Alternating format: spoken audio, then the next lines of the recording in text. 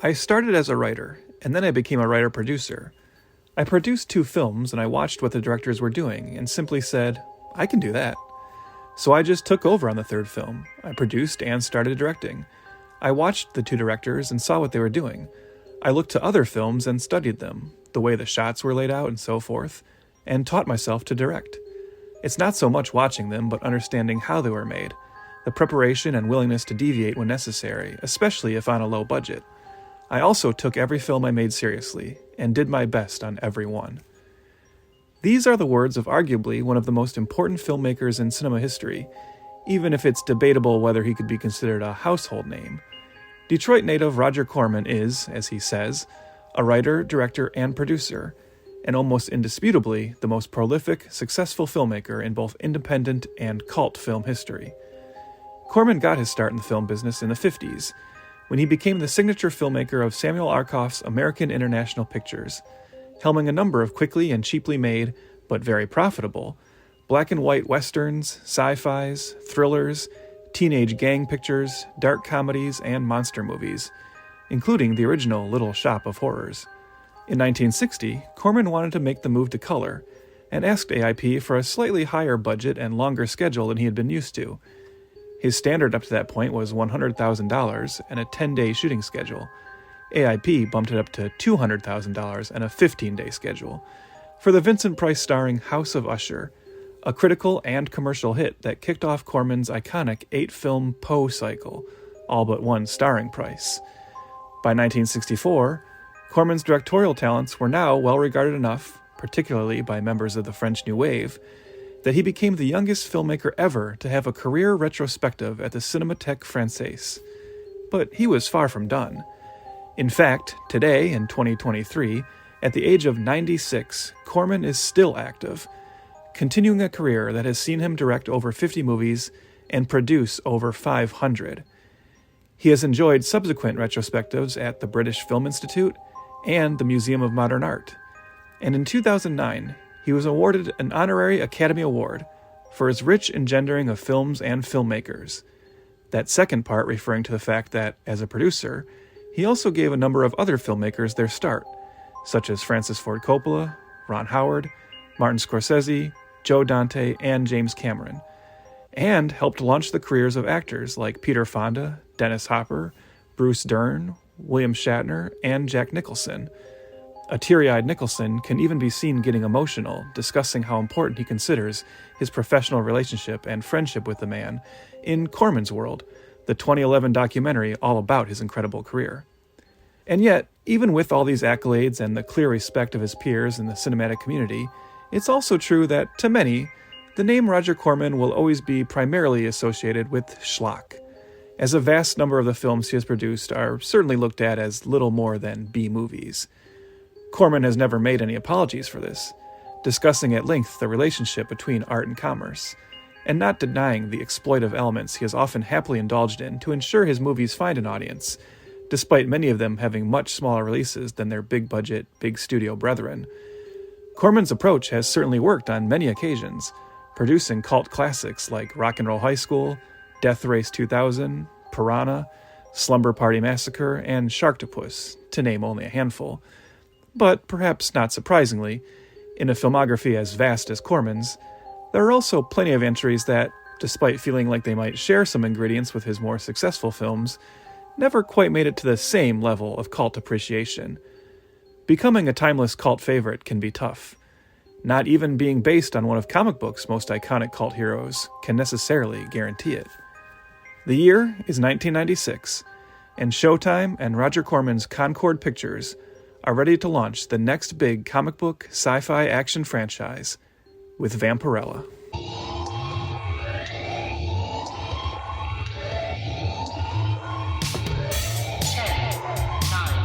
8, 7, 6, 5, 4, 3, 2, 1, 0.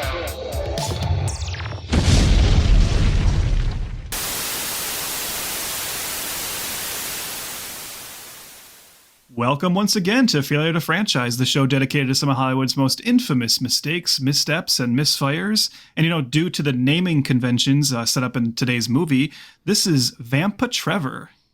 And I'm Vampir Chris. Yes. And that is because, well, we're starting a new theme. Chris, you love our themes. Love them. Love them. Honestly, it is one of the biggest reasons why I do this podcast. So we can come up with monthly or semi-monthly themes of torture for ourselves, and they're fun for me. They're fun for me. So yes, you love our themes. And speaking of love, this is a theme all about love because it's the month of love, Chris. Have I ever told you I love you, buddy? I think you have, and I have accepted it. I have loved you back. I think I've said it many times on this podcast, even. And I genuinely feel that. So yes, you have. Well, great, because as we know, it's the month of love, and so we decided to do a month dedicated to the most romantic monster, and that is this month's theme is "Will You Be My VAMPentine?" Yes, a month dedicated all to vampires. Hey, Chris, I got one for you.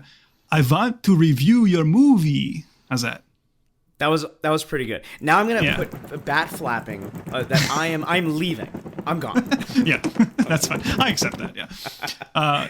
Yes. So no, we wanted to do a month dedicated to vampires. Before we even get into it, Chris, in terms of like the movie monster pantheon, vampires one of your favorites or what? What do you think? Like. Oh yeah, I love a good vampire movie. Some of my favorite action movies and of the IP, I love my Blade. I love my Underworld. Big fan. I like the strengths, the weaknesses. I love the romanticism of it. Funnily enough, my dad hates vampires. Because they scared him as a child, and he's kind of never gotten over it. he just does not like. He has like a little fear of vampire movies. He doesn't like it, and I have a friend that's afraid of zombies, which you wouldn't like that. You wouldn't like to talk to her. But my dad is not a big vampire fan, but I am all there, big time, one of the best. Easily. Well, I think you hit on it earlier when you said that some of your favorite action movies even have like vampires, because that's the key to why vampires, I think, are so eternal as like a movie monster, is that unlike some of the other monsters, I think the vampires really are the best at being kind of multi-genre themselves. You can have action vampire movies, you can have comedy vampire movies, you can have very romantic vampire movies, a lot of those. You can have just dramas, you can have really spooky, scary horror. And even within this month, I think the movies we're looking at are quite different, despite being both about vampires. Definitely. But we're kicking it off with a movie that I have been excited to do since we first started this podcast. I know it's one I've been like threatening you with for like a long time and being like, Chris, we're going to do this movie. And I think every time you're just like, huh? Like most of the world will be. But that is 1996's Vampirella. You want to tell us a little bit about it? For sure. It is directed by Jim Wynorski. He is responsible for over 150 films in some capacity, working very closely with the low-budget B-movie king, Roger Corman. He's kind of a sleaze. I don't know. Can I say that? Hold on. Can I stop you? And let me just say some of the movies Jim Wynorski is most known for. Can you allow me just a moment here? I would love this, actually. I think his most famous movie is by far, and his best movie is Chopping Mall, a movie I quite like. Also, his probably second most well-known movie is Return of Swamp Thing, his sequel to the Wes Craven comic book adaptation. And then we get a little shakier. I'm just going to mention some of the titles, all right? So just bear with me here. Piranhaconda, Shark-and-Saw, Women's Prison Massacre, Dino Croc versus Super Gator. I own that one on DVD. Of course you do. Attack of the 50-Foot Cam Girl, The Bear... The Bear Wench Project, The Witches of Brestwick, House on Hooter Hill, Scared Topless, The Hills Have Thighs, Cleavage Field, The Devil Wears Nada, Cobra Gator, Busty Coeds versus Lusty Cheerleaders, Lusty Busty Babacue, and then, of course, Little Miss Millions, a.k.a. Home for Christmas, starring Jennifer Love Hewitt. Oh, yes. Yeah, just want to throw that one in there as well. It's funny, Scorsese went so hard at Marvel movies. He should be going after this guy, honestly.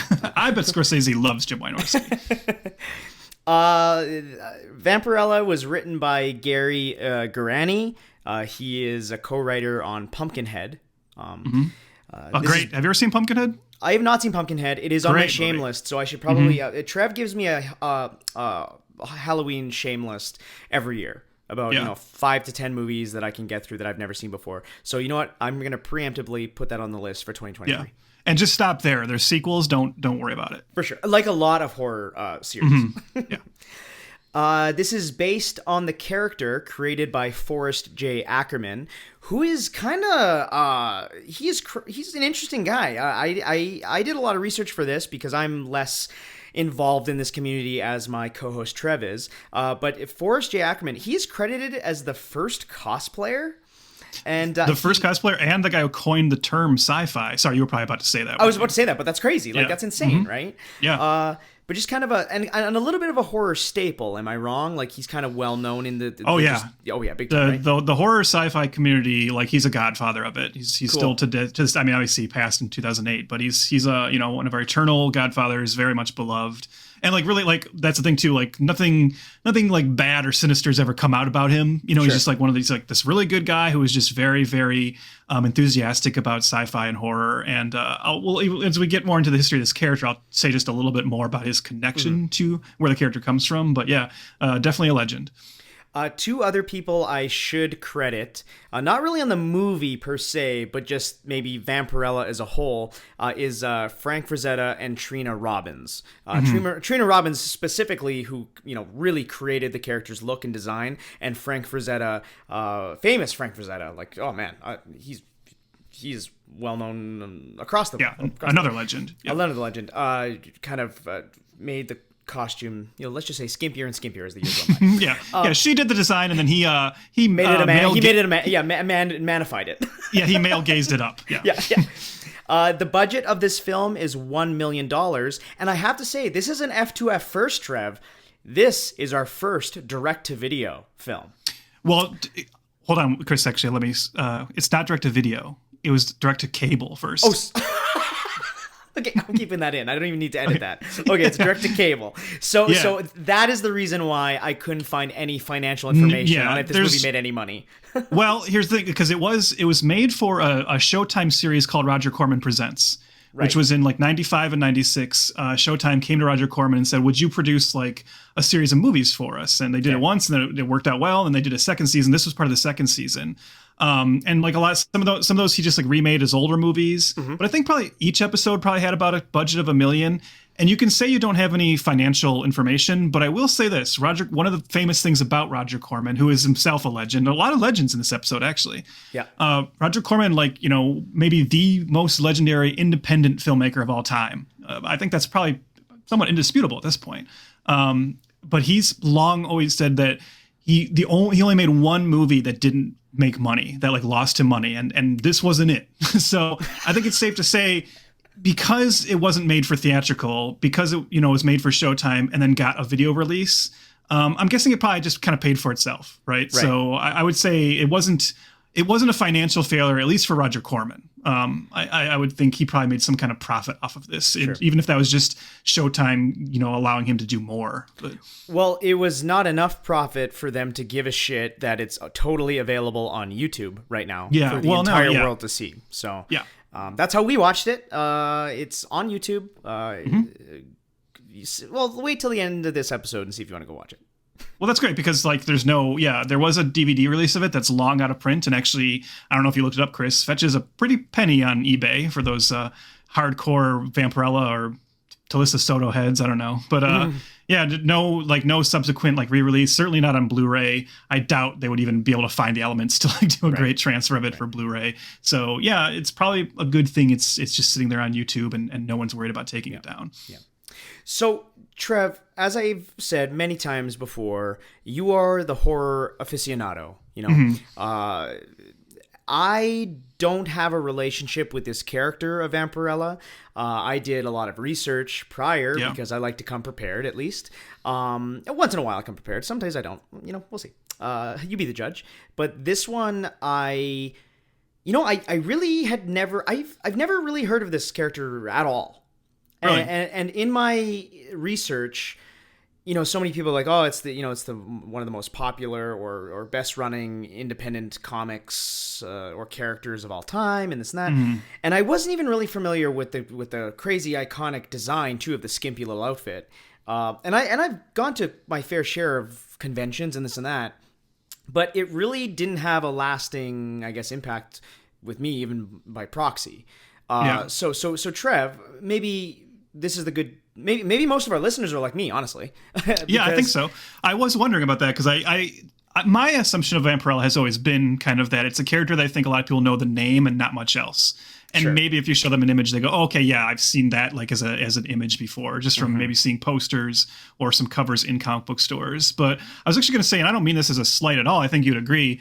I think like this is kind of, you mentioned how I'm like more of the horror aficionado, but Vampirella really represents two areas where I'd say I probably have more like just experience than you, and that's the world of horror and comic books.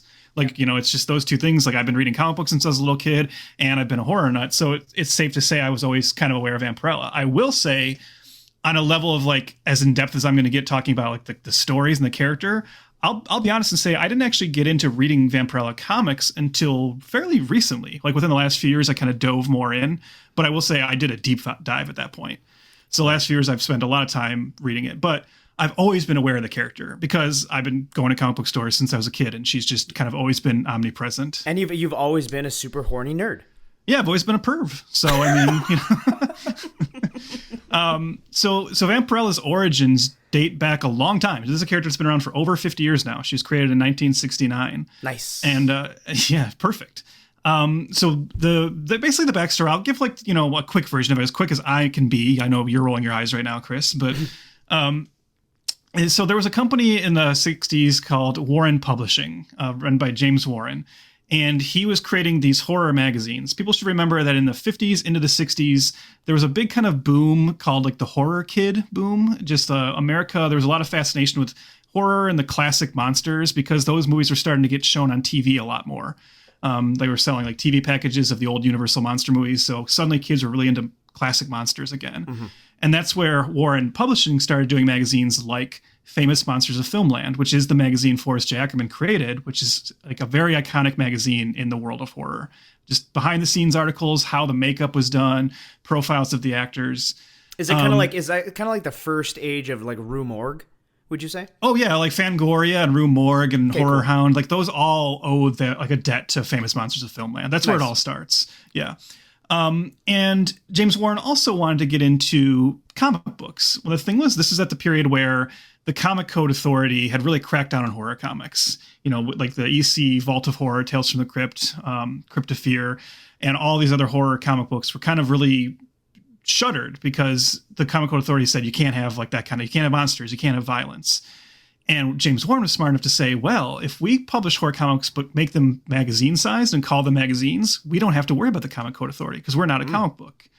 So they created these horror magazines, creepy and eerie, and then those were big hits, and then eventually they wanted to add a third. These were all like horror anthology magazines, so each issue would have like 4 or 5 stories. And when they did the third one, they wanted to have like a sexy kind of character be the flagship of the character who introduces all the stories. And that's when they turned to Forrest J. Ackerman, who then worked with Trina Robbins to create Vampirella. Mm-hmm. So that was the name of the magazine, and she was the host character in the comic. The first issue kind of gives her origin, which I'll talk about in a little bit. But honestly, for the most part, for the first few issues, she was just meant to be like the host. She would be at the beginning of each story. She would crack a couple jokes with bad puns, and you'd go into the story, which had nothing to do with her. So is that kind of like, okay, and I'm sorry if I'm going to ask a few questions during this, but like... Please do, because then I can take a drink and stuff. So. Sounds good. Yeah. Of whiskey, obviously. Yeah, of course. So I know Elvira did that more on TV, yes? And is she similar to this thing? Because I know there was Vampira, and then I know I've heard of Svengoolie or something on the East Coast that did this sort of thing. But this was the first incarnation in the print media way, well, right? she wouldn't be the first one. I mean, like I said, like the EC books had the Crypt Keeper and the Vault Keeper and the Old Witch. Right. So she was continuing that tradition. But you're definitely right that she's like all that kind of can also be attached to like those horror hosts that were on TV. Right. And originally that was very much Vampirella's. And a lot of people have speculated. I don't think Ackerman or Archie Goodwin, who is the editor of the magazine, have ever talked about this or confirmed it. But some people say like, well, Vampirella, was she based on Vampira? You know, it seems, I don't think that's a huge leap to make. Sure. You know? But what ultimately happened is that because that design was so iconic, like instantly, I mean, you look at it and, if people can go to our socials and see some images or just look up Vampirella and you'll find tons of like cool imagery of her. It's not surprising that right away people are like, we love the look of this character. And she's kind of fun and just introducing the story. She has an interesting origin.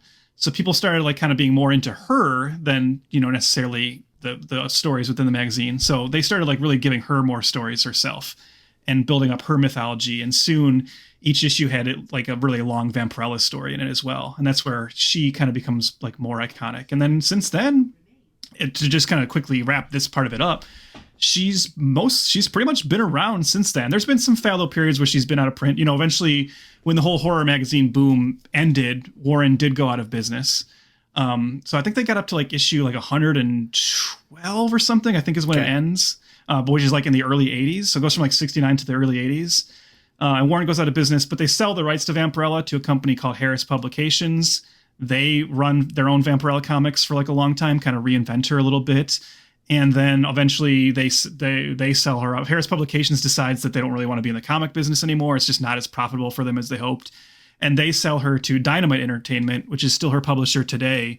Dynamite Entertainment is, they're not Marvel or DC, but they're a pretty successful company that really, one of their big things is they kind of focus in on picking up IPs. So they own right now Vampirella. They have the comic rights to Red Sonja. They cross those two over a lot. And sorry to cut you off, Trev, but the a lot of the popularity of Vampirella was due to the crossovers. Yes, that's what I've heard during my research. Because again, it's not.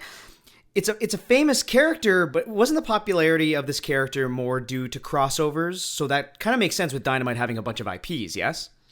She definitely has crossed over with a lot of other characters and a lot of other IPs. Like, yeah, in her history, you've seen, well, and particularly during the 90s, there was a whole like bad girl kind of boom in comic books. Right. And because she was like one of the original comic bad girls, they started crossing over with a lot of others. So you have seen Vampirella, cross over with Catwoman, Vampirella Lady Death, Vampirella Witchblade. She's definitely crossed over a lot. And then there has been even like Vampirella versus Aliens, like the Fox, Ridley Scott Aliens. There's been a lot of that, but I wouldn't say it's all crossovers. This is, to me, the fascinating thing about Vampirella and why I did want to kind of give a little history lesson and just talk about the character. And because you're right that I bet a lot of people listening to this episode maybe have heard the name but don't know much about her, and they would think like, well, she's clearly just like a little nothing character, right? And it's weird because I get that logic, but the strange thing about her is she's definitely a cult character. She's never been as big as, your Spider-Mans or your Batmans. But in this 50-year history, I'm just going to read some of the names that have worked on this character. And if you're into comics, these are big names. She is there at different times. She has been written by Grant Morrison, Mark Miller, Warren Ellis, Kurt Busiek, Amanda Connor and Jimmy Palmiotti have worked on her. The horror novelist Nancy A. Collins had a run with Vampirella. And then one Vampirella story was written by this guy, Alan Moore. Heard of him? So a lot of like big creators, I think, have actually taken their shot at Vampirella. Not literally. I'm sure some of them wish they could. Whoa. But I think that's probably because I think a lot of that is because she's not as well known and because she never has had that big like pop culture impact that the others have. Whenever you kind of come on Vampirella, you can kind of do whatever you want. Whoa. Sorry. Whenever I was about to say the pages stick together.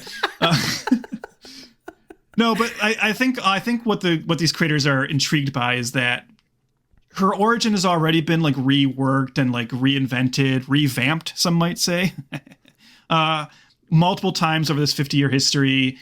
I don't want to call her a blank slate. Obviously, there's certain things people expect when they read a Vampirella comic book, but ultimately you can kind of have a little bit more freedom with this character.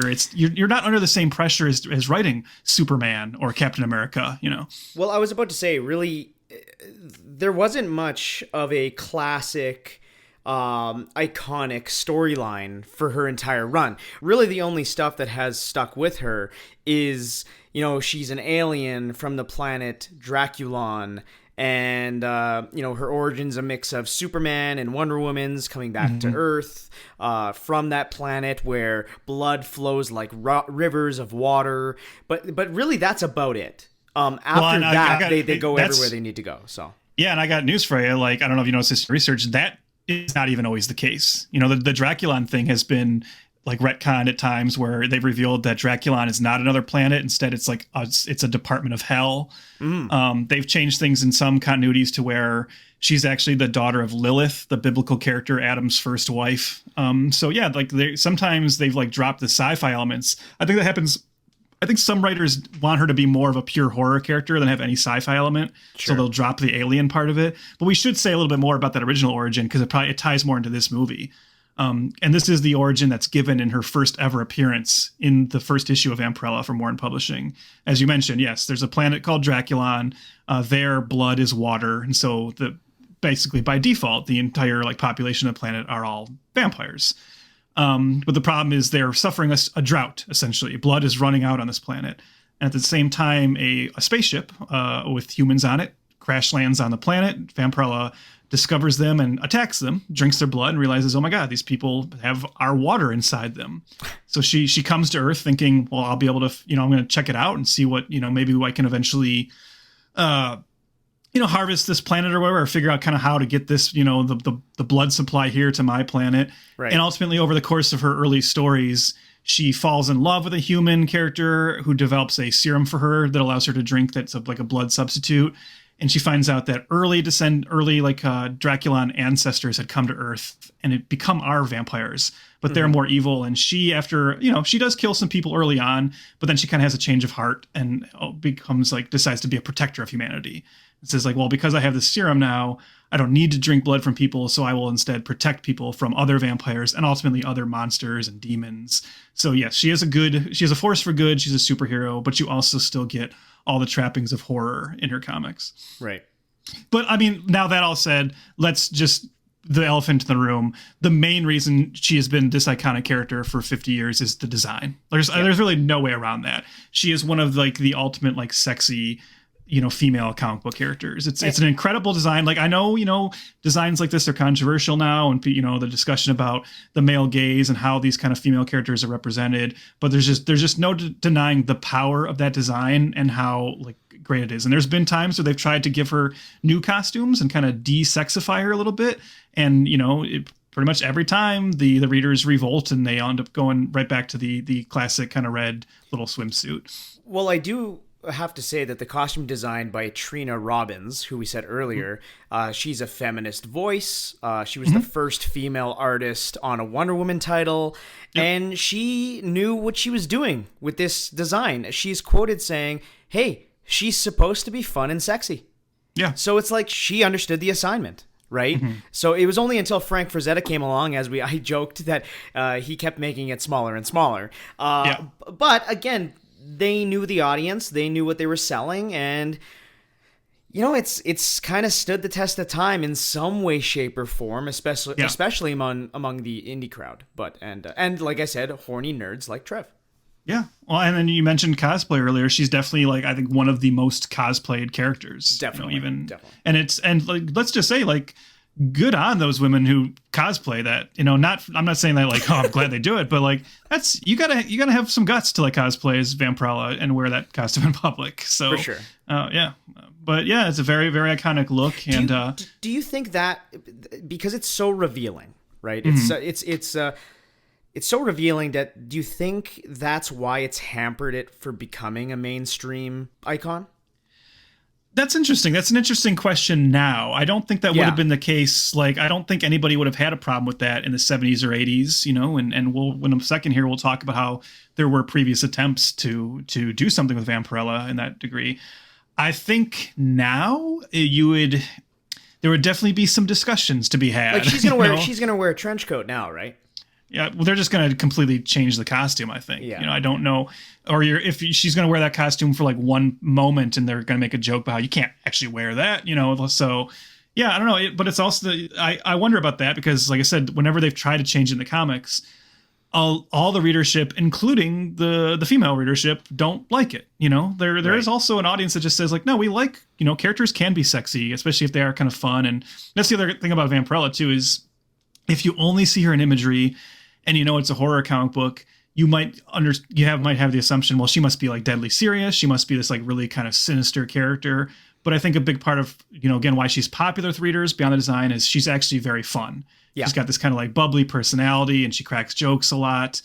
So like, I think that kind of dichotomy, that kind of juxtaposition of sexiness and the darkness of horror, but being very funny. You mentioned Elvira earlier, exact same thing, right? Totally. So that's what makes her work as a character. Yeah, and like from my research, it definitely sounded like Vampirella is, she's a pulpy character. She has a ton of confidence. She's sex positive, and she has a lot of her own agency, right? Yeah. So I think it counteracts the super revealing nature of her costume, and I think that makes it fine, right? It doesn't come off like a sleazeball type of, drag. No, and that's the thing. Like I said, I just said earlier that I only recently started reading the comics and then kind of got really into them. And I think for like a long time, especially in the 90s and early 2000s, one of the main reasons I didn't ever bother with them, despite always knowing about the character, was I think I even fell into that mentality of being like, oh, that's just like one of those booby comic books, right? There's probably like not much more to it. And then getting more into it, realizing, oh no, this is actually really fun because it's so pulpy, because it's so silly. And I think that's another thing that the creators understand and have fun with, is that she's a character that is essentially, she's a B-movie horror character in comic form. So you can like lean into all the B-movie tropes and just be really, goofy and ridiculous with it. So now let's flash forward a few years from 1969 to what, 75, I think it is? 75, 76, yeah. Yeah, and there's, superhero movies at this time were not really a thing, right? Superman, the movie itself, had not even come out yet. So, we weren't as inundated as we are in 2023, where superhero movies coming out every month. But Vampirella really was one of the first ones to try and get off the ground. So, Trev, please, let's talk about Hammer Films and their attempt at Vampirella. Yeah, so this is where my horror knowledge can really come into play here, because obviously this is not going to surprise anyone who knows me or, just hearing that I'm a horror fan. I love Hammer Films, Hammer Studios. Hammer, the great British film company who didn't only make horror, but they really eventually settled into that being their primary bread and butter during the 50s into the late 50s into the 60s, and then, creaking along into the 70s. But they were like essentially known for their gothic horror films and ultimately kind of their more silly, sexy gothic horror films. They started by kind of, remaking the Universal horror movies. So they did their own versions of Dracula and Frankenstein, usually with Peter Cushing and Christopher Lee. Those are the two big Hammer icons. They had a lot of sexy actresses known as Hammer Girls who were always wearing like cleavage-inducing, bustiers and corsets. But yeah, like they were like that great mix of classy horror mixed with trashy horror, Sure. And that formula worked very, very well for them for quite some time. Like I said, like from the late 50s throughout the 60s, Hammer was very, very successful. But by the time you get to the mid 70s, Hammer was starting to have some problems. They weren't as popular as they used to be. I think there's a couple reasons for that. I think that style was just kind of going away. They weren't really seen as hip and cool anymore. Mm-hmm. And that's probably because, that's around the time where Hollywood started kind of actually treating horror seriously with things like The Exorcist and Rosemary's Baby. And so suddenly there was like this new breed of really big budget Hollywood horror, and Hammer kind of couldn't compete with that. So by 75 or so, Hammer was like desperate. They were like, well, geez, if we're going to keep chugging along here, we need to figure out something. We need a new direction. And they actually took an ad out in Warren magazine. So they went to like Warren Publishing and said, can we put a poll in your magazine and say, hey, what do you, the audience, think we should do next? What should be the next Hammer project? Not surprisingly, you put a poll like that in the Warren magazines in Vampirella. What do you think the fans said? All the fans said you should make a Vampirella movie. And for Hammer, who had like recently started pivoting in a slightly more like sci-fi meets horror direction, that actually seemed perfect for them, because they were like, well, we've already taken our Dracula series and put it in modern times with like Dracula AD 1972 and things like that. We already have like the staple Hammer Girls. We're already known for, our sexy actresses, and that being a big part of our image. So yeah, Vampirella is a character that totally makes sense for us. So they decided to pursue this idea of a Vampirella movie, and they go ahead and they announced it. They kind of went ahead with guns a-blazing. They put out like a big announcement saying Vampirella, the motion picture, coming to your theaters in, 1976. So they start by courting two of their most known, their most like, successful and popular actresses to play the part. They first go after Caroline Munro, who is drop dead gorgeous, very, very fun. In an alternate world where Caroline Munro played Vampirella, I still like mourn the fact that didn't happen. She's the one they really, really wanted. But she turned it down because she wasn't happy that the script they had developed had nudity in it. She didn't really want to do the nudity. And that's also the case with the second actress they go to, Valerie Leone. So they ask two of their big actresses, and they both say, no, this is maybe a little too sleazy for us. And so instead, what they end up finding a model named Barbara Lee. Barbara Lee at that time was mostly known. She had appeared in the movie Junior Bonner with Steve McQueen. But I think, from what I understand, she was really known for dating Elvis. And they find her and they cast her, and they're so bullish about this. They think it's going to work so well. They sign her to a 6-picture deal. And from my understanding, that was like a 6-picture deal, probably thinking like 4 or 5 of those are going to be Vampirella movies. Which is so funny because our podcast is all about Hollywood making that mistake, right? But back in 1969, 1975, like when this all was happening, that doesn't happen often. It happens now. You hire Chris Evans as Captain America for a 7-picture deal. But back here, you don't really hear that. So of course, Barbara Lee's like, holy shit, this is going to change my life. Here's why it makes sense for them, though, because what they'd already lived through is, Christopher Lee had done something like 8 or 9 Dracula movies for them. You know, Peter Cushing had played Frankenstein like 7 times. So they were already in the franchise game. And they just saw like Vampirella as like the next step of that. That's a good point. And they were treating it pretty seriously. Like the treatment was developed by Jimmy Sangster, who is like a Hammer icon. He was actually the writer of Horror of Dracula and Curse of Frankenstein, the first 2 big movies that really made Hammer's name. He wrote the treatment. Then plenty of writers came out and did rewrites. But they signed Peter Cushing. They're like one of their most iconic stars, horror legend.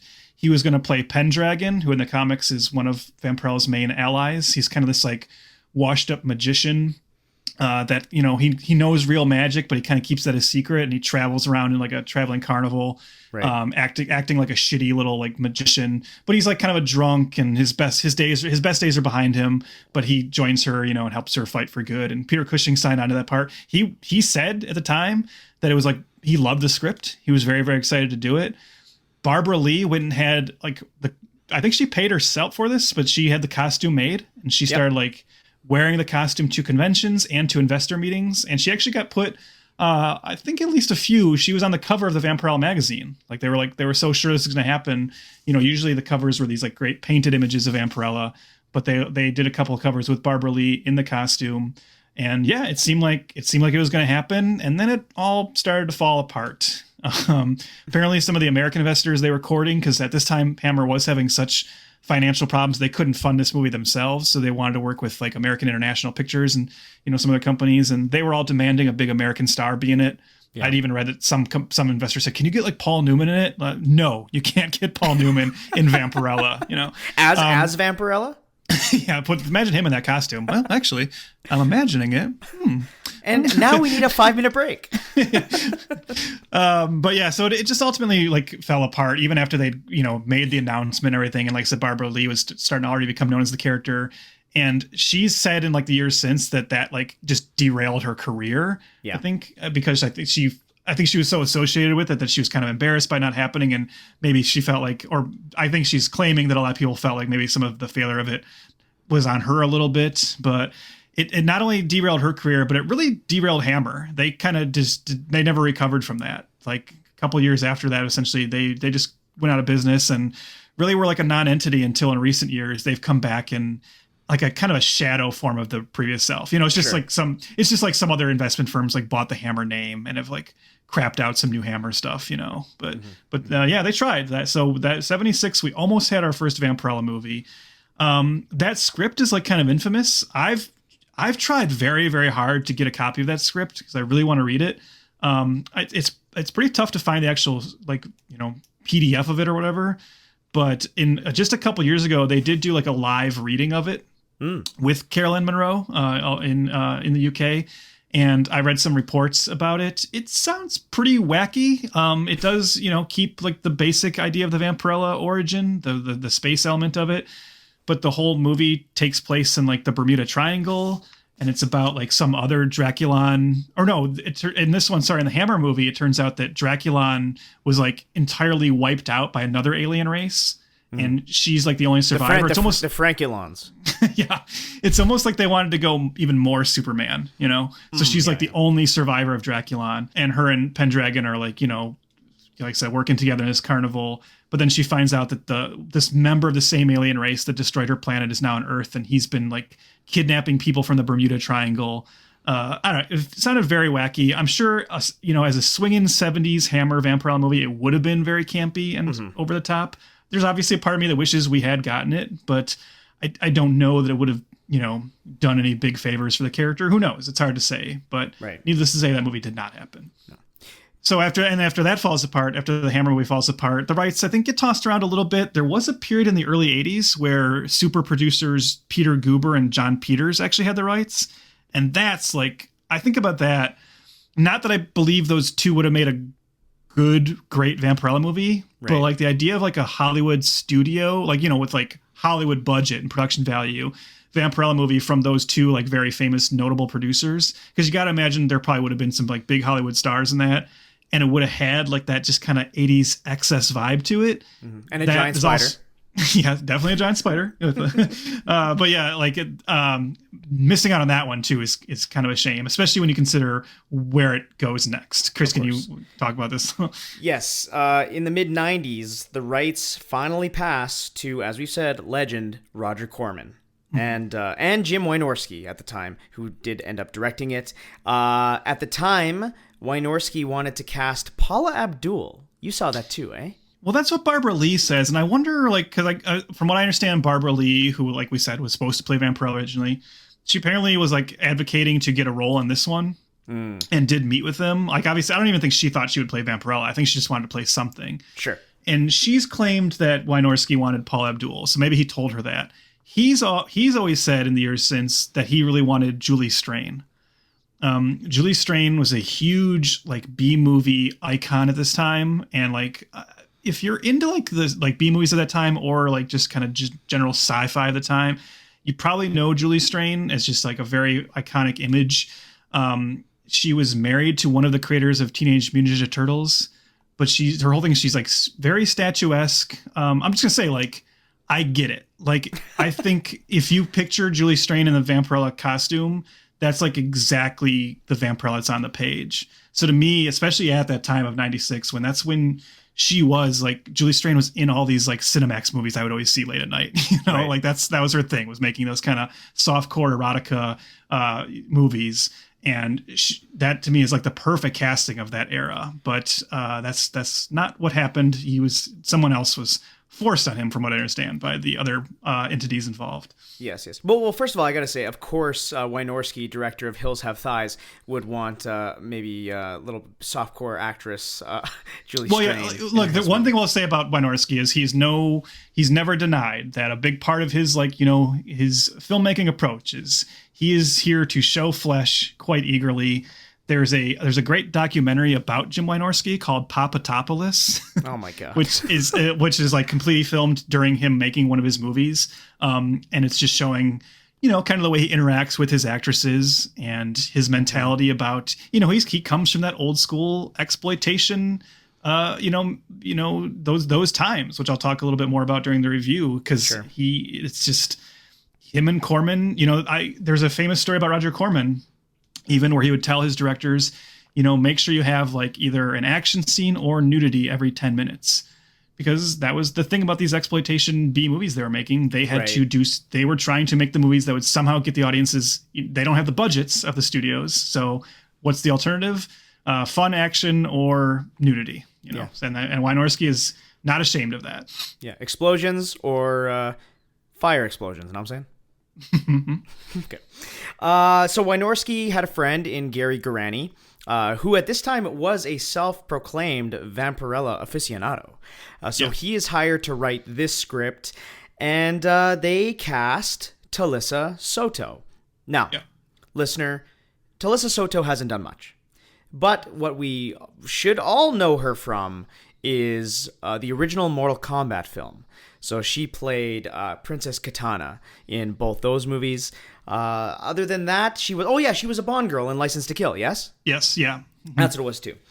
So we're about to start talking about the movie but first I need to drop some quotes here from Jim Wynorski himself to give you a bit of a picture of how this movie came to be. Will you let me do this, Trev? Of course. Yeah, I'm always eager to hear it from Jim Wynorski. Okay. Okay. So first and foremost, about the actual production of the film, all-encompassing. In 2013, he said that this was the one film that he regretted making. Now, reminder of all those films that Trev listed off in the beginning. Yeah, when the director of House on Hooter Hill and Lusty Busty Babycue is saying, you know what, looking back at my career, Vampirella, that's the one. Yeah, which is quite funny. So this is what he says. I can look back on it today and just say, oh well. But back when the memories were fresh and the blood on the floor was yet to dry, it was painful to even edit. What went wrong? Wrong choice for the star, massive union problems in Vegas, studio interference, theft, accidents, 112-degree heat, you name it. We had it happen. But at least I got to see Soupy Sales perform. Then he goes on to say about the casting of Talisa Soto, she's very pretty and she's very sexy, but she's not Vampirella. They forced me to use her. She just didn't have the body for the costume.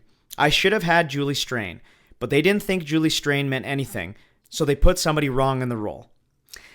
Later, he says that he should have stopped and said, let's just not do this movie, but I was going to lose the rights in 6 months, so I did what I had to do. At least I got it made, but I should have said no.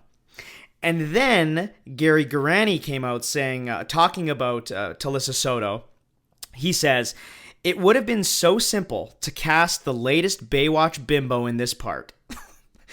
So now she's a vampire Wonder Woman from outer space with a Puerto Rican accent. What more could you ask for? Now, what more could you ask for, Trev? Maybe let's talk about the film and see what could we ask for from this movie. Okay.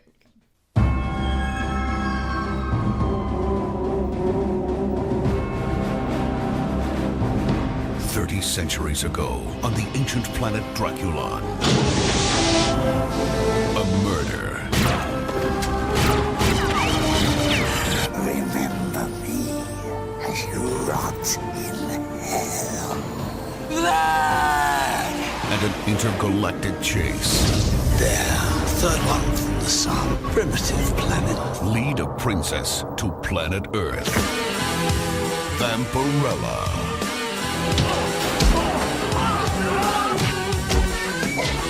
Would you like someone to drink? I mean, something to drink. When you find this guy, what are you gonna do to him? Kill him, of course. You mind if I join you? I was counting on it. Where have you been all my life? I'm looking for you. Freeze! At least that'll keep you in human form for a while.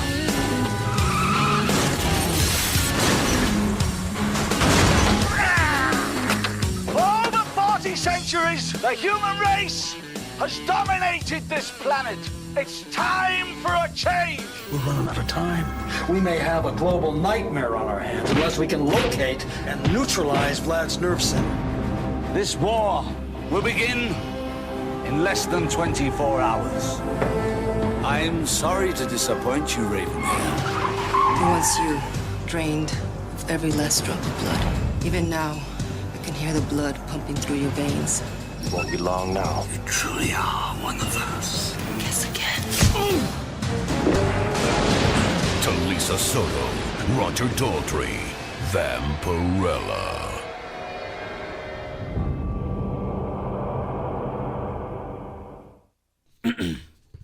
All right, let me get through this. 30 centuries ago, on the planet Draculon, a vampire cult and its leader Vlad kills the High Council and escapes to Earth, which results in the more common vampire mutation spreading across the globe. Ella, daughter of the slain High Elder, pursues the cult with vengeance in her heart.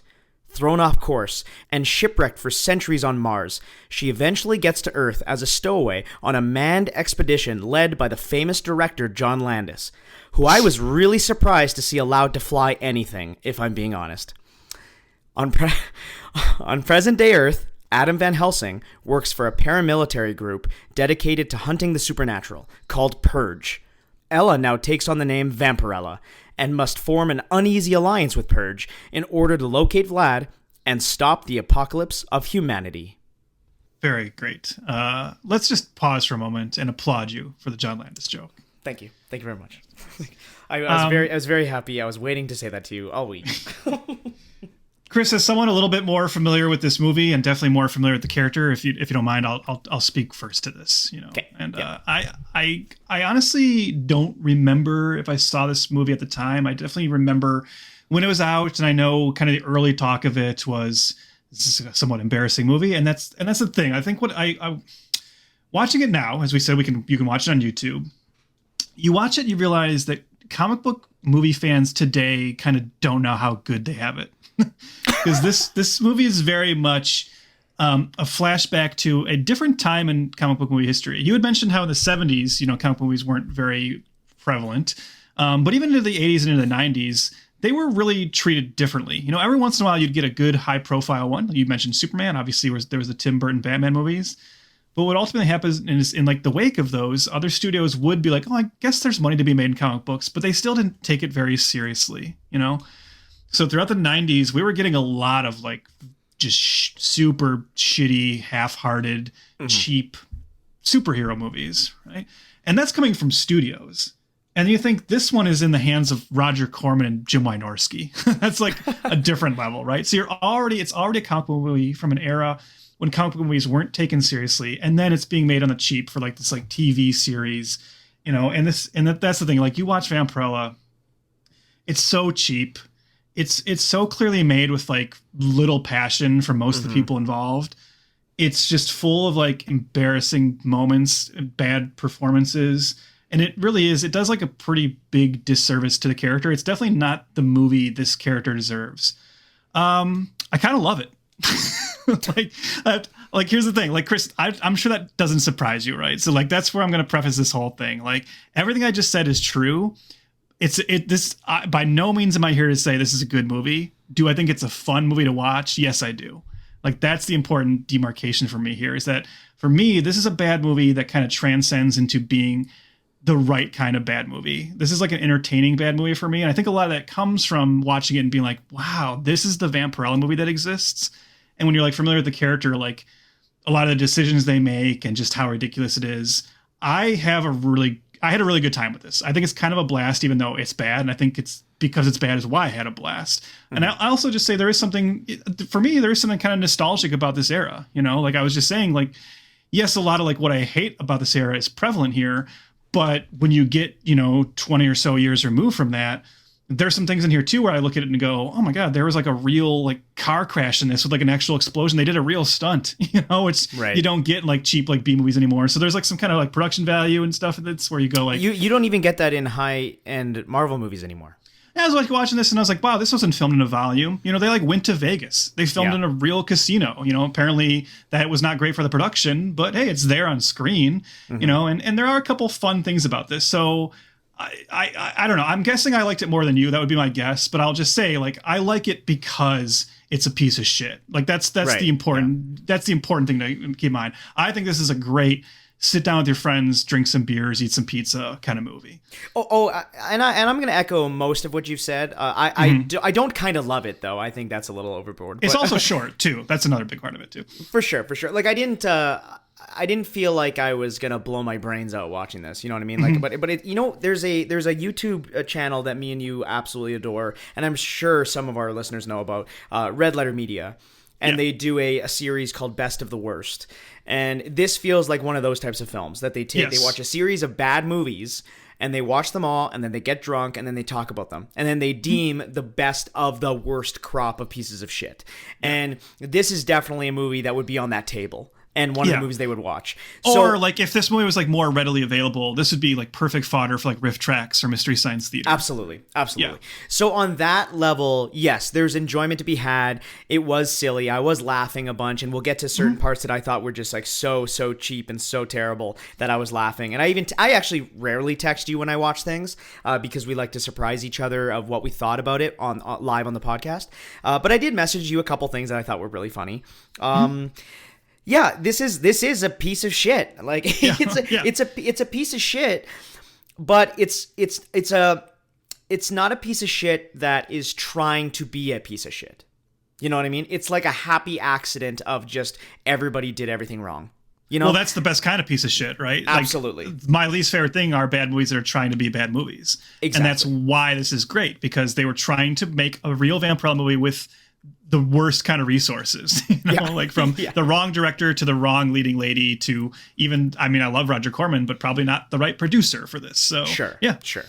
Yeah, like it's a total complete abomination, like of a mess of a movie. It's a complete failure of a Vampirella movie. yeah. And some would say of a movie in certain spots. yeah. As a motion picture, it's not quite getting there either. Yeah. Yeah. As images on celluloid go, this also feels like it was made 10 years before it was made. This is a movie that came out in 1996. That is astonishing to me. Yeah. It feels like mid to even early 80s. Like, watch this movie and just think to yourself, this was made 3 years after Jurassic Park. Yeah, that's just exactly do that. Yeah. So yes, this movie is junk, but it's it's junk food. That's what it is. And I don't know if I feel bad for people involved. Maybe Talissa Soto a little bit, because she has to walk around in this skimpy outfit in freezing cold weather, it looks like. You can see their breath, and she's wearing nothing. I also feel bad for her in the sense that it does feel like this role was forced on her in a lot of ways. I think like it was forced on her. She was forced on them. Yes. You know, the director has like put some of the blame on the movie on her after the fact. And And that's kind of unfair, because I bet if he was like not happy she was cast, he probably wasn't being very nice to her on set. That would be my guess. Sure. Not to speak ill of Jim Wynorski, who I'm sure always treats his actresses with the utmost respect. But I'm guessing he didn't direct her very well. So, you know, I don't, she's not great in this. That's for sure. No. She kind of gives off a lesser Gal Gadot vibe. Yeah. You know, like I like Talissa Soto because, like, when I was a kid watching Mortal Kombat, I was like, wow, you are an absolute stunner. And child Chris was, changed forever. And when you watch the origin story of Vampirella, it is, undeniable how close it is to Wonder Woman. So right in my head, I was like, it does feel very similar to a Gal Gadot situation. But just Gal has so much charm. And Talissa Soto is so stilted in this and really doesn't have any emotional depth. Holy crap. Holy. All things held sacred. Crap. Waste matter discharged from animal bowels. If I'm going to sign up to watch a Vampirella movie, I want to hang out with Vampirella. And in this, I just feel like she's sleepwalking through this movie.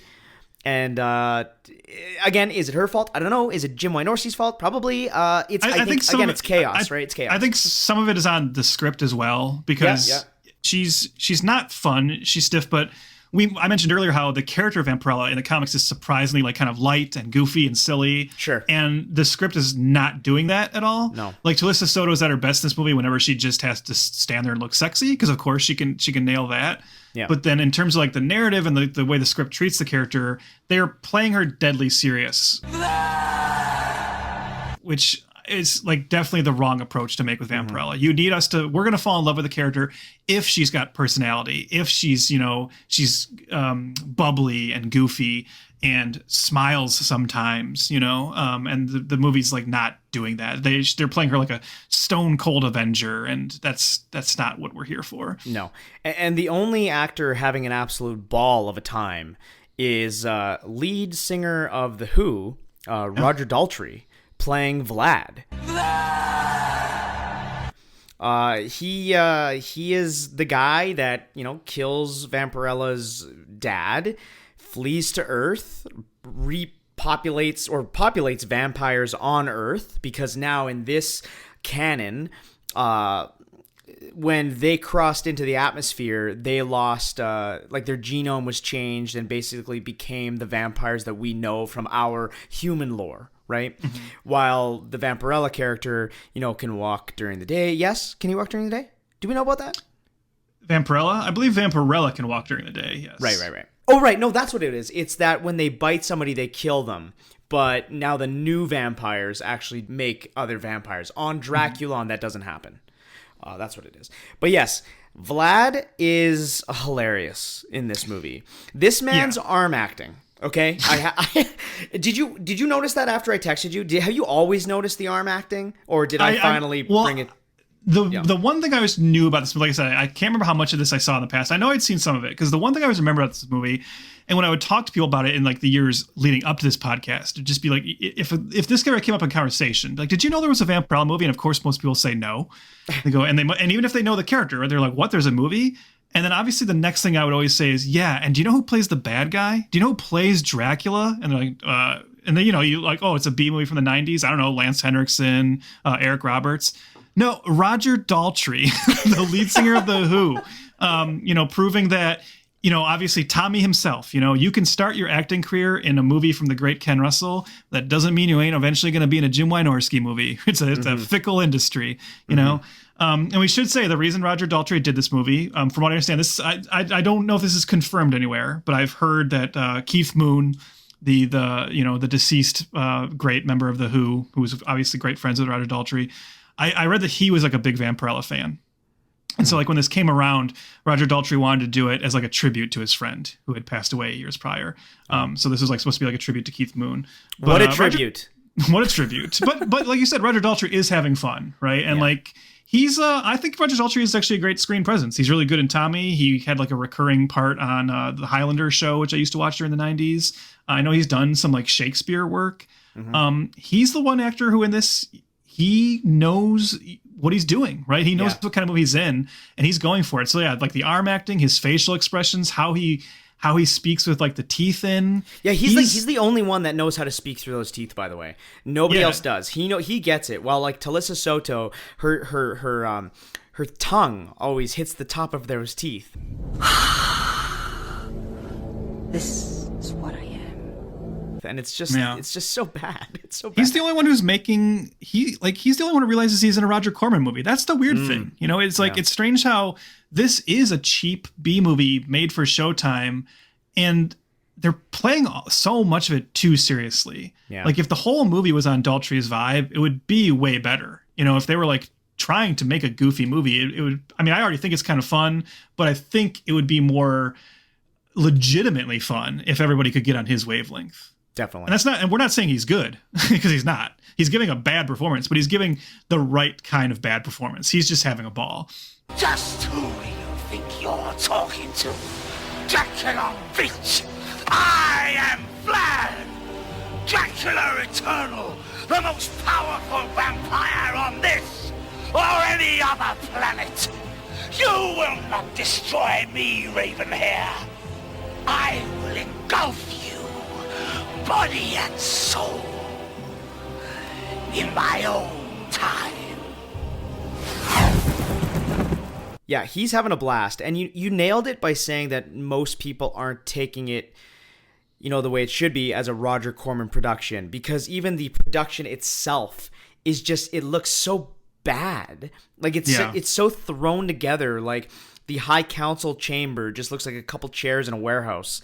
Well, that's surprising too, because I was thinking too while watching it that this is one of those movies that's clearly like a lot of it was based on what shooting locations they had available ahead of time, because sort of like there's a scene in a high school lab and you're like, well, they definitely just had that available. But then, like Vlad's whole like compound is on a ranch. You're like, oh, that's clearly just like one of those movie ranches, they rented. And then they clearly had like access to like the Hard Rock Casino and, the Hoover Dam and some of the bowels of the dam. So they just like made sure to set scenes there.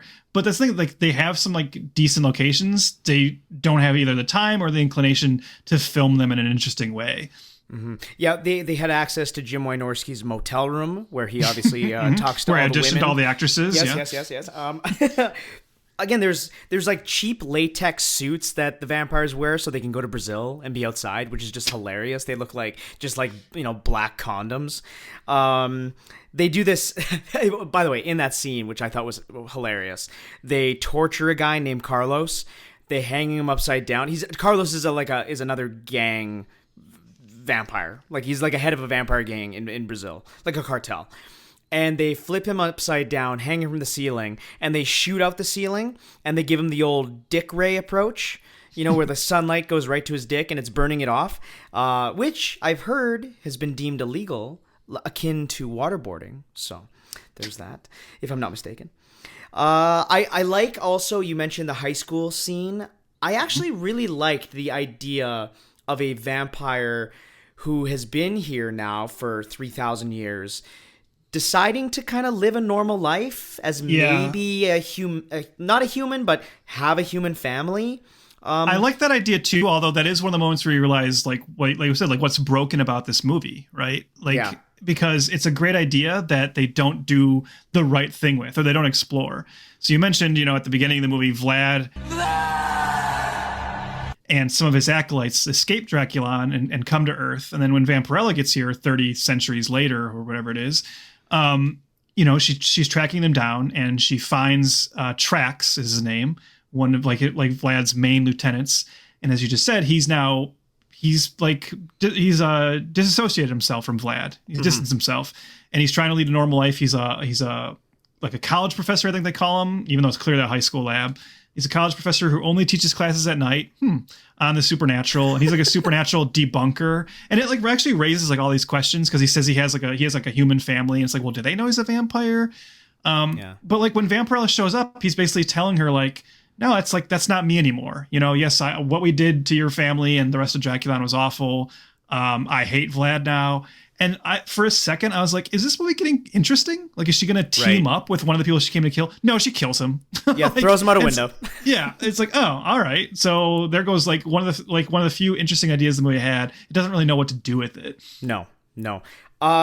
Also, somebody they don't know what to do with, or actually maybe he doesn't know how to do his fucking job, is Adam Van Helsing. Can we talk about him for a second? Well, I know this actor doesn't know how to do his job.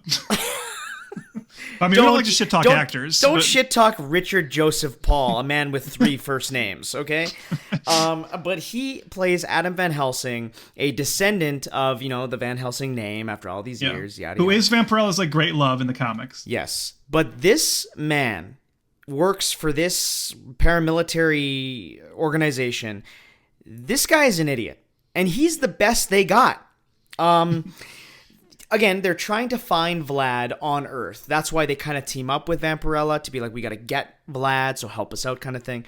Now, Trev, you know where Vlad is? He's going by the name Jamie Blood, and he has a Vegas residency. Yeah, he's a rock star. Yeah, he's the Wayne Newton of vampires. Which I wondered if that was like meant to be like a nod to Lestat from the Anne Rice novels, because he becomes a rock star in those. So I'm guessing that's where they pulled that from. But okay, they're trying to find this man who has a Vegas residency. He has blood in his name. He sings about biting people and drinking blood. He obviously has a following because there's fandom, there's posters on people's walls. Adam, what you doing? Yeah, but Chris, what you are forgetting is that Vlad is disguising himself with a single hair extension hair clip. Right. It's you know what? That's the Superman approach, right? You know, it's just throw some glasses on and here we go. Yeah, I mean, I agree that's all silly, but Chris, if we didn't have that sequence, we wouldn't get the great song "Bleed for Me" that apparently Roger Daltrey, crafted for this movie. You won't feel so lonely after dark when you give me what I really want.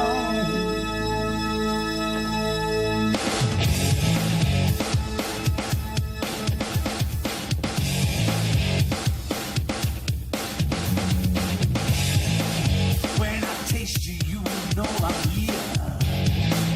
You kiss the mouth you used to fear. You won't ask me why I came here for.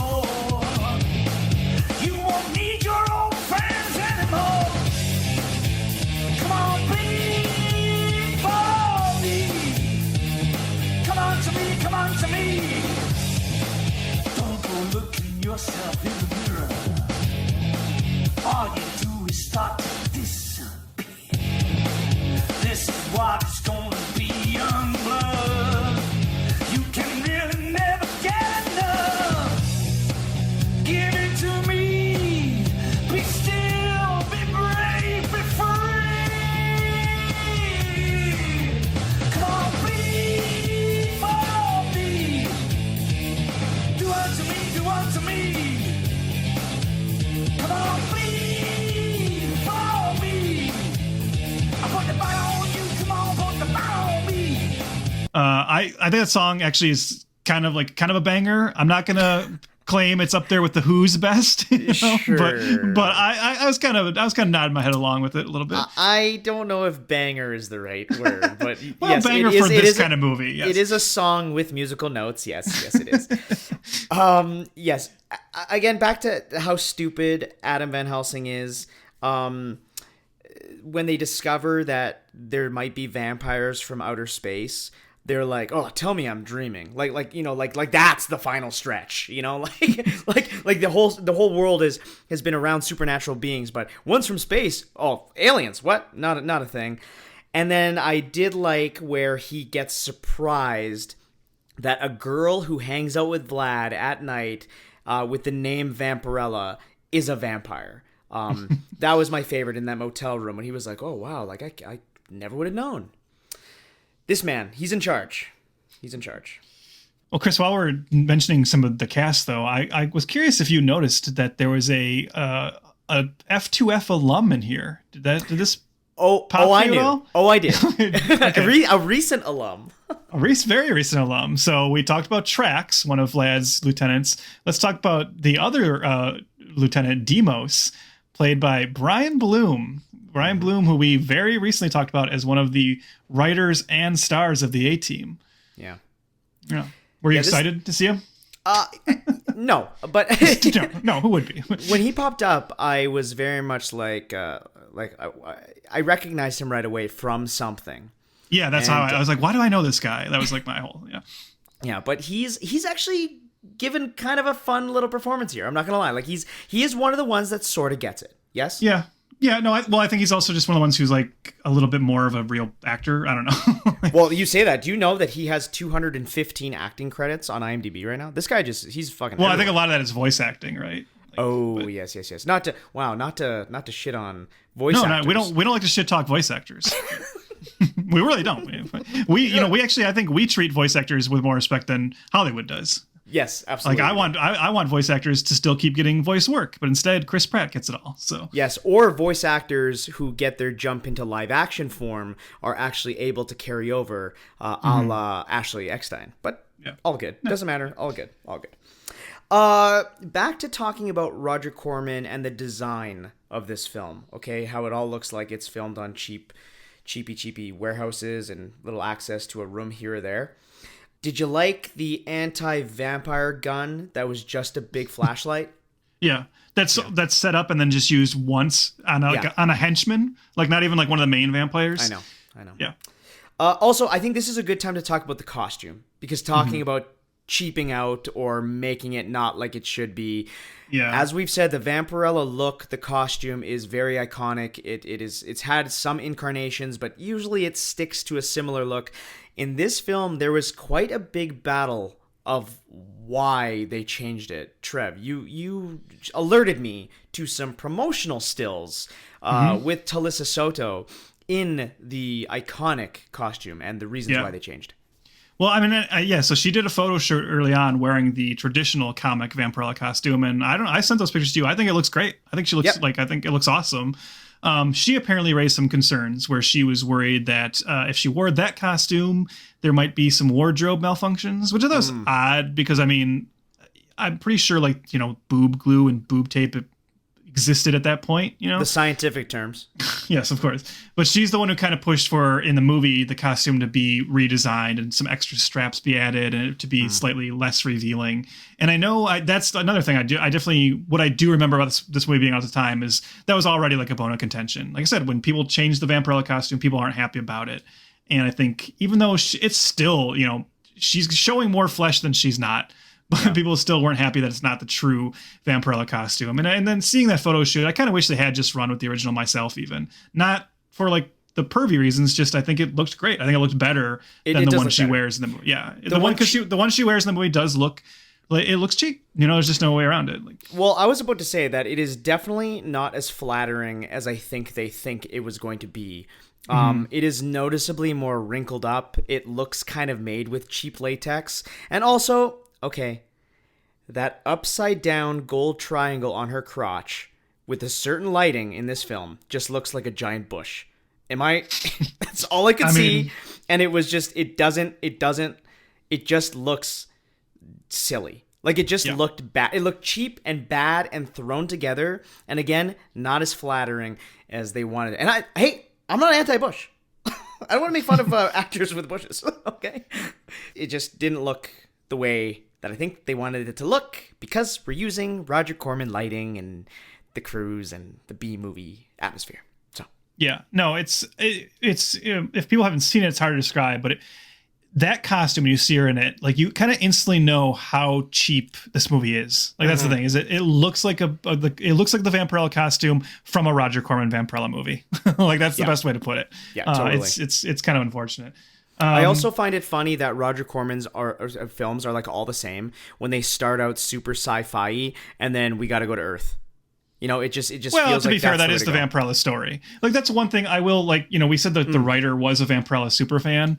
And I will say, like, the script is clearly bad, but, like, on just the base level of, like, the story it's telling, it's more or less getting her origin fairly right, you know? And, like, I could see taking this script and, like, giving it some rewrites and basically telling the same story and having it be a decent Vampirella movie. But I will say, to your point about, you know, it being a Roger Corman movie, it does pull some of the old Roger Corman tricks. When we see Vlad's, like, spaceship flying to Earth, and then later when we see, I believe there's, like, a brief shot of, like, Vampirella's, like, or the ship she's on or whatever. That's all footage pulled from previous Roger Corman movies. Actually, in fact, I think it's taken from other movies in the Roger Corman Presents series, like, from the first season. So they just, like, use that footage again, which is like a Roger Corman special. Even when that car crash I mentioned earlier happened, there was a part of me was, like, wondering, was that from a different Roger Corman movie first? But I don't think it is. But yeah, he would definitely, like, reuse footage, and, you know, anywhere they could be on the cheap, they would take it. Just like the special effects. What, you weren't impressed by them turning into bats? Those were bats? They weren't just black dots flying off my screen? The bat transformation was hilariously bad. But you know what is even worse than the bat transformation? Was when all of the bad vampires are on the council on Earth. Sorry, Vlad's leading the gang of all the vampires across the world, and his big plan is to get these satellites to block out the sun for a while, so they can get the. It's funny because they don't say that it's going to block out the sun forever. They're like, it's going to block out for a bit, which was funny to me. I liked when they showed the satellite, and it just looks like a red Band-Aid. Yes. Floating above the fucking table. And I had no idea what they were talking about until they said the word satellite. It is so, so bad. And again, 3 years after Jurassic Park. Let's talk about that plan, too, because as you mentioned, like, Vlad's whole plan is to use these satellites to block out the sun long enough so that they can, like, basically wipe out humanity. And, like, anytime I'm watching a vampire movie where the vampires are talking about wiping out humanity, I'm just always confused. Because, like, that's their food supply. Yeah, like, why? You know, like, I can only think, like, only Daybreakers and Blade 2, I think, address this the right way, right? Of saying, like, well, like, we'll farm humans. Like, they don't say that here, so you're just wondering, like, what are you going to do after you kill all the humans? Like, aren't you screwed at that point? Like, maybe, like, why bother with this satellite plan? By the way, I have to correct you. It's Blade Trinity that talks about farming humans. Oh, well, are you surprised that in my mind I don't remember that? And I just, like, it must be the good one, right? It must be Blade 2. Yeah. Also, with their plan, this perfectly executed plan across the globe to take over humanity with these satellites, the major weakness to it is one bullet to the computer. Yep, that's it. And then it's over. No need for a Cassian Andor. No need for a Rogue One plot. That's because, Chris, we have to get that out of the way because we need to save that time for the exciting battle between Vampirella and Vlad. The amazing, fist fight between the two of them. What an amazing out that this movie does, by the way. So you said the movie's only 90 minutes. It's so short, but it's such a quick out because they blow up this satellite, they run through the Hoover Dam. So they got access to the Hoover Dam, which is cool. They get on top of the dam, they have a bit of a fist fight where they use the free use sound effects for punches. And Vlad then gets up. Spoilers for Vampirella. Vlad gets a pipe to the chest that sticks out of it, and then a lightning bolt out of nowhere makes him set on fire. He falls down the Hoover Dam. Well, that lightning bolt strikes him, and not only does it set him on fire, but first it puts him in a full flame suit, which you can very much see. That's one hell of a lightning bolt. Oh, yes. And then he falls down the dam, and then Vampirella has a voiceover. You were right, Father. Vengeance drove me to this distant planet, but something even stronger holds me here. Although Vlad is dead, his children of the night live on. Perhaps in time, they will renounce his legacy of hate and learn to live in harmony with the humans of this world. Perhaps it's my destiny to show them the way.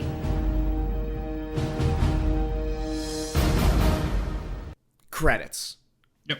That's it. That's the movie. And then apparently at the end of the credits, I didn't stay for the credits. I don't know if I knew did. That, but yeah, okay, of course. Waiting for that mid-credit scene, that post-credit scene.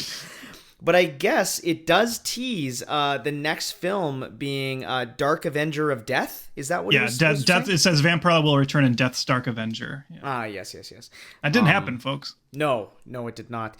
This movie again. We're kind of jumping all over the place because that's this type of film. I don't really think it needs to be handheld through the plot because this movie is just junk. It's junk food. It's a Big Mac on steroids, you know? There are, can I just point out two other things I legit like though? Like, sure. Cause you're right. Cause it's junk. And like for the most part, I like it because it's junk. I'll give two things legit credit. Even though it's like not like, it's not like a great performance or like an amazing scene. I do like that she, like when she first gets to Earth, one of the first humans she encounters and forms like a brief little friendship with is a nerd named Forrest Ackerman.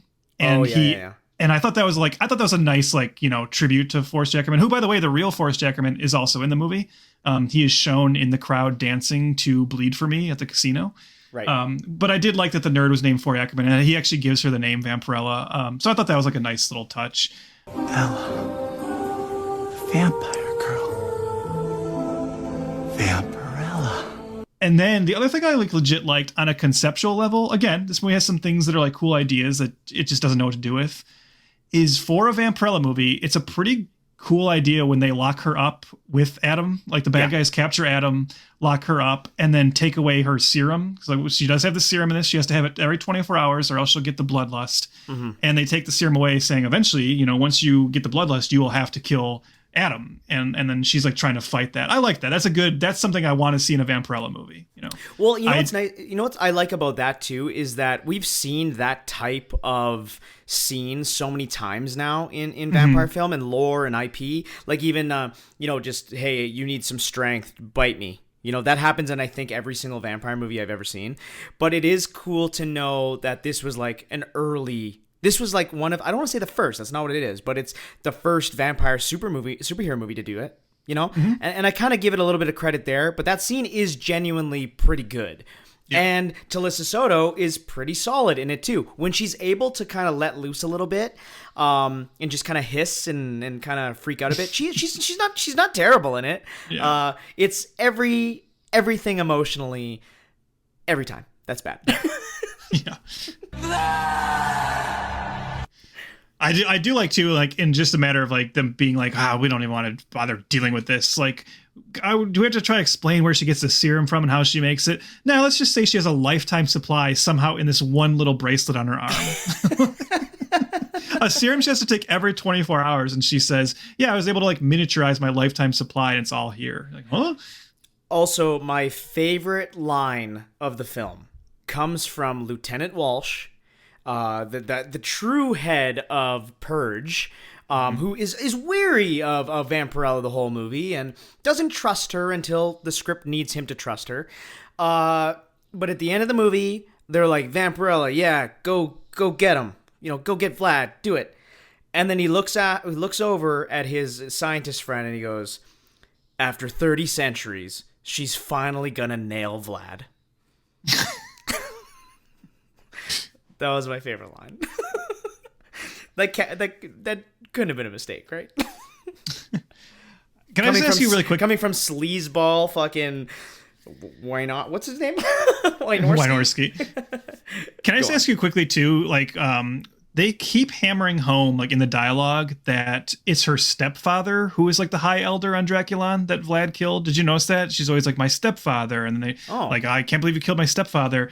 And I just was like wondering like why it's not just her dad. And so like the whole movie, I was like, oh well, Vlad's gonna be her real dad, right? And like that's not what it ends up being. But it's just strange that they made that, like, I don't know why they hammer home that point so much that it's their stepfather. Maybe for a sequel. That's all I'm saying. Maybe for a sequel. Maybe, yeah. Death's Dark Avenger. It might still happen. You never know. For horror nerds like me, people, if you are looking for reasons to check this movie out other than just having a good time or whatever, the High Elder, her stepfather who was murdered, is played by Angus Scrimm, who's, of course, the tall man from the Phantasm series. So there's another little fun like cameo. Nice. Is there any Star Trek references? Ooh, I don't know. No, this is unfortunately this movie's a little Star Trek light, which is too bad. That's too bad. Yeah. So this movie obviously tanks, even when not in theaters. How many reviews of this movie at the time, Chris, do you think the headline was Vampirella sucks? Oh my God, all of them. There's not one did not say that. So things have been pretty quiet on the Vampirella front since. Obviously, it's gone on. The comics are still happening and all that. But in 2021...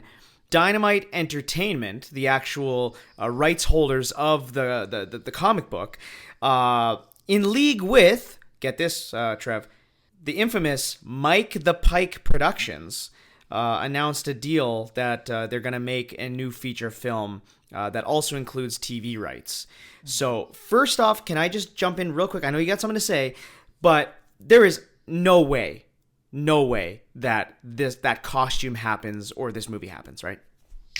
I don't think there's any way this movie happens. I want to talk about this because this really bums me out. Because so you mentioned earlier, we were trying to, earlier we were speculating about why hasn't Vampirella kind of crossed over in a bigger way. And honestly, like in the level we're talking about, this movie probably does play a part in that. I think the failure of this movie and like what an embarrassment it is probably did put a little bit of a stain on the character in terms of, being able to cross over into a bigger mainstream perspective. And so like, I honestly think that like right now, Dynamite are great stewards of this character. I think it's arguable that in the comic world, she's bigger now than she's ever been. They're putting out multiple Vampirella titles every month. I think it's doing very, very well for them. She's, like I said, plenty of crossovers. She's got like 2 regular monthly titles. Right now, the current like main Vampirella writer is Christopher Priest. She's been writing her for a few years. She's doing a great job. And I just think it's like a very successful property for them. And so as I got into it and like thinking about that, it seems like the time is ripe to finally try this again and get it right. And so when I heard that news, at first I saw the headline, of course, like, oh, Vampirella movies and TV shows coming. And I was like, oh, exciting. And then I read the story and I was like, just so bummed out because like you said, they sold the, I feel like Dynamite got kind of swindled here a little bit. Yes, exactly. I think Dynamite got in bed with the wrong people. Because like you said, it's this company called Mike the Pike Entertainment. And the Mike the Pike CEO says, it's like everything is like the ultimate like corporate speak where he's like his quote is, "We are thrilled with the opportunity to bring this amazing character to screen in a big way." Nick Barucci, founder and CEO of the prolific Dynamite Comics, is an incredible visionary with an eye for story and a talent for integration into the zeitgeist. He's like just using all these like buzzwords, right? Totally. So then I went and looked up Mike the Pike Entertainment, went to their site, and I'm going to read this to you, Chris, because I know you're going to hate this as much as I do. Mike the Pike is a subsidiary of a company called Arowana Media Holdings. Oh, great. Our Arowana Media Holdings is an entertainment company with a passion for timeless and transcendent storytelling across film, television, digital media, and other entertainment mediums. We do this in our flagship subsidiary, Mike the Pike Entertainment, where we secure rights to undervalued and or legacy IP and develop, package, and produce these materials for feature film, television series, and more in partnership with studios and production companies. And then I'm like looking and seeing, like, all right, so what other projects, it's like nothing that's been made. You know, like they have Vampirella.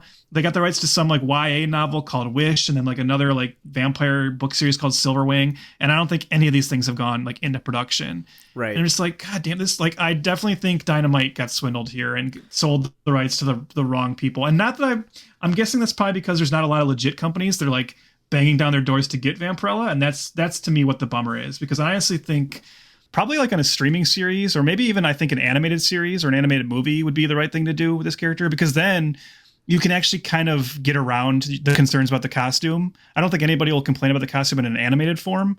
But obviously this is not the company that's really going to do it. So it's just too bad to me. Like I get that maybe no studio wants to make a Vampirella movie, which is too bad because I've gotten really into the character and I would love to see it, but it just sucks that this company has it. I don't think anything's going to happen. Yeah. This Mike the Pike, production sounds full on money laundering. So, it's a shame. Because I think obviously the vampire brand is I wouldn't say booming anymore, but it's definitely never gonna go away, right? There's like 10 new vampire movies every year, and there's like tons of superhero movies. So it seems like this should be a no-brainer right now. Yeah. So like I mean, would I watch a Vampirella movie? Absolutely, 100%. Yeah. Who would you cast? I'm just curious. I don't know if you gave this any thought. Oh, I probably should have. Give me a second. Hot, buxom actresses. Yeah. No, because I have some thoughts about this. Like there was when a few years ago, I was thinking like, who would I think would be like a really cool Vampirella? One name that came to mind. Haley Atwell. Well, one name that came to mind for me was actually Penelope Cruz. Okay. I don't know that Penelope Cruz would like do a Vampirella movie, but who I actually think would be pretty cool, like both in like she has like the visual like look of Vampirella, but I also think could bring like the right sense of kind of fun to it, is another F2F fave, Alexandra Daddario. Yes. Yeah. Or Sydney Sweeney. Now, if we're going down that road. Well, Sydney Sweeney apparently is doing a Barbarella movie, which, by the way, Dynamite Comics also owns Barbarella. And I believe they have done Barbarella, Vampirella crossovers. So, Alexandra Daddario, Sydney Sweeney were already in White Lotus together. Maybe we can get a reunion going. Trev, do people need to hire us right now? Well, I think... I feel like anybody would think we would be better stewards for the Vampirella property than Mike the Pike. Yeah, 100%. We actually have good intentions. Yeah. First thing I'm doing, calling Roger Daltrey, asking him to come back as Vlad. Legacy sequels, maybe that's where it's at. Yeah, 100%. We got to do some meta stuff. It's this whole thing. So yeah, obviously we would watch some Vampirella stuff. I don't foresee it happening. And I don't know if I would recommend this movie. It's that weird recommendation. Like you said, a couple friends, have some drinks and maybe some pizza and laugh at it. But I think for just like regular moviegoers, no. Yeah. Well, I mean, obviously, like I said, it's a failure of a franchise starter. It's a failure of the character, but it also is free on YouTube. And if you do have bad movie nights with your friends, I think, like you said, like the best of the worst thing, I think this fits the bill. I think it is a fun bad movie. Yeah, absolutely. I will watch it again. I think granted, maybe some of that is, maybe it's more fun if you do know the character, and so you can really laugh at like what a ridiculous adaptation it is. Sure. But I think also the people who like the Roger Corman movies of this era, I mean, let's face it, there was 2 seasons of Roger Corman Presents, and they were all kind of like this, so there is an audience for these movies. If you're like the people like Sharknado and the Sci-Fi Channel originals, you're probably going to dig Vampirella on a certain level. Right. Well, that'll do it with the first iteration of Will You Be My VAMPentine here over at Failure to Franchise. Next episode, we're going to be doing Vampire Academy from 2014. And we're actually going to have a special guest. The first guest in this podcast history.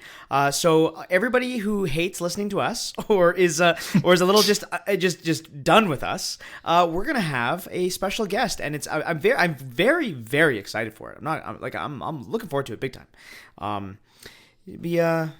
Honestly, it's gonna be nice just not talking to you. Hey, you still have to talk to me a little bit. Well, we'll see.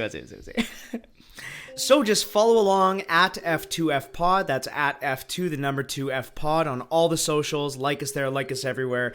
And then rate, review, whatever you do. Throw us a star rating. That would be cool. and just join the tribe and hit that subscribe and follow along with us. The month of love, the month of blood, and the month of...